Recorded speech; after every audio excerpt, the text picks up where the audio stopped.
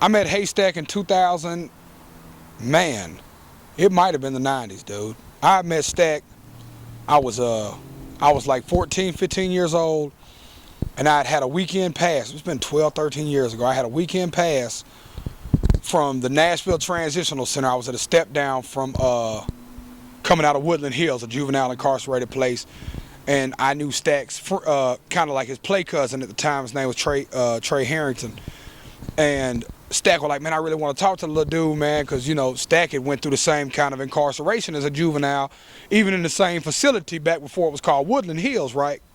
And so Stack was like, man, bring him up to Slamming and Jamming this weekend. It's this huge car show in Lebanon, Tennessee. And Stack and the Crazy White Boys was up there. I'll never forget it. And I was such a big Stack fan. He had just came out. I'll tell you what CD they was passing out for free up there was that Can't Tell Me Nothing About Nothing About Nothing, Nothing About Nothing About Nothing, with him and 8 Ball to promote the Car Full of White Boys record. And he just took me straight in, man. He gave me a big hug like we were family out the gate. You know what I'm saying? And man, that was just an awesome experience, man, because I looked up to, you know, I'd heard so much about him as a rapper. In fact, in middle school, they called me HayStak because I was a fat white kid with a bald head. So I was fighting that battle for so long. It was so cool to meet him. And I ended up running from that group home and had to go back and do a little more time. And then I came back home and Stack was working on The Natural. You know what I'm saying?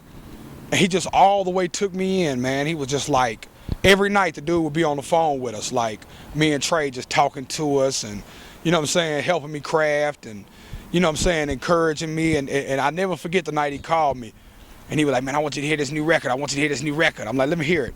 And he's like, cool peoples. Yeah, and he sang Cool People over the phone. And to a lot of people that don't mean nothing, but to a white kid from Nashville, Tennessee, knowing that 6 months after he sang that song to me, it was the biggest song on Nashville radio. Was like, I felt like nobody would ever believe that story. Like, man, that dude rapped that to me on the phone.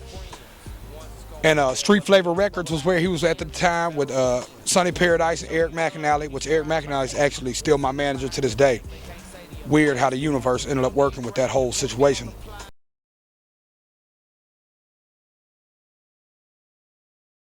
I would say that the relationship I have with HayStak is way bigger than music. Like, we didn't start even really, like, he would feature me on, like, I was on his mixtape, and he was on every CD I ever dropped, really.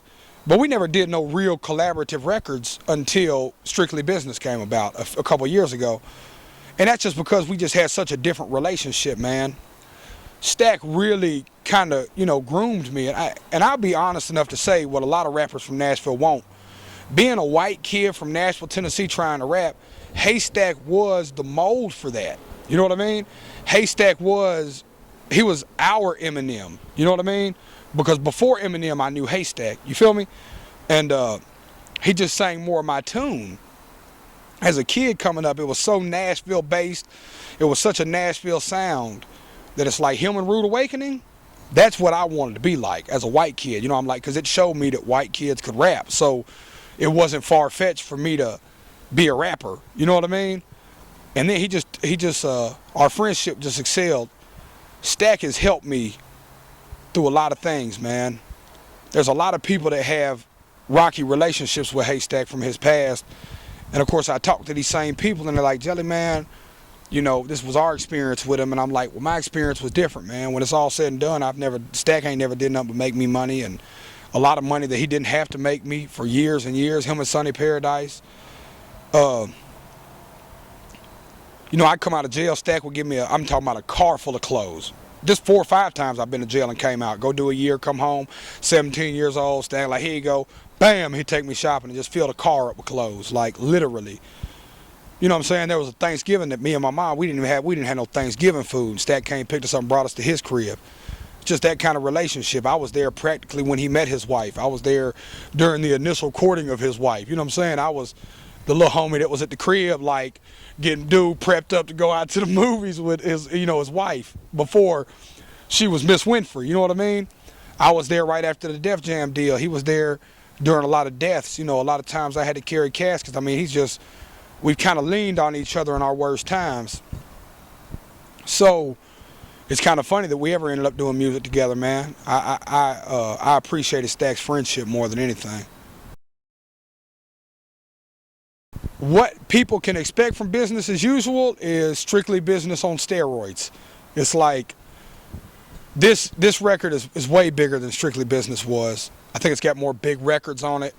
I've grown so much as an artist throughout the years, you know what I mean? And I really believe, I like the record, man. It's just business as usual. You know, it's me and Stack, strictly business and business as usual, because even when we hate each other, or we don't get along, or we don't talk like we used to, which is the case more often than not, realistically, you know, it's always business, man. We don't have no problem getting together and doing business as usual. And that way, Stack keeps me out of his shit and I keep him out of my shit, because, you know, Stack jump off the deep end with some crazy shit. You know what I'm saying?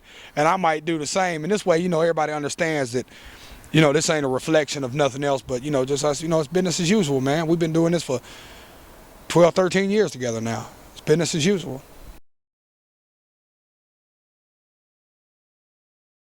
Man, I'm sitting there trying to think about if I had to pick two of my favorite songs, Girlfriend to the Side, because I know that's kind of a hot, you know, whatever. Believe it or not, I'd probably say Every Now and Then is a huge record, and What Winners Are Made Of featuring Robin Rennell. That album is just full of good records, solid songs. And it's a good reflection of where I'm kind of at in my life and where he's at as well, for the most part. Please God is huge. Just Pain, man. It's that real music, therapeutic music, music with a meaning. The same gospel that I've been preaching since I started rapping. Ain't nothing changed. The formula's there. We give people music to ride to, music people can relate to. Nothing top 40, nothing clubby. One thing about that, you don't expect that when you get a JellyRoll and HayStak record, so we didn't let nobody down. November the 19th, it's your boy JellyRoll. HayStak presents JellyRoll and HayStak, business as usual. Strictly Business is still on store, so if you ain't got that yet, when you go buy business as usual November 19th, grab Strictly Business, and next year we fuck around and drop back to business. Fat Man Jones, baby. Told him, love.